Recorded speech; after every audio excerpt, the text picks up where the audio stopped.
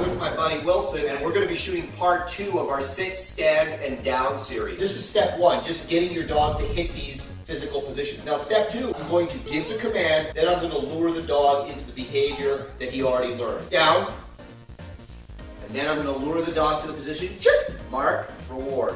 Okay, same thing for sit. Sit, and if the dog gets it incorrect like he is here, no, sit.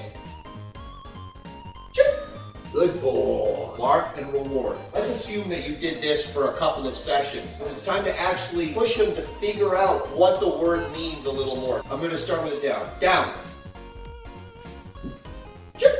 Good boy. So you can see, took about a second, 2 seconds to think about it. Then he hit the position and he got his reward. Down. Good boy. I'll be back with step 3 on a later time where we're going to actually get into how to teach duration in these positions. Thanks for watching.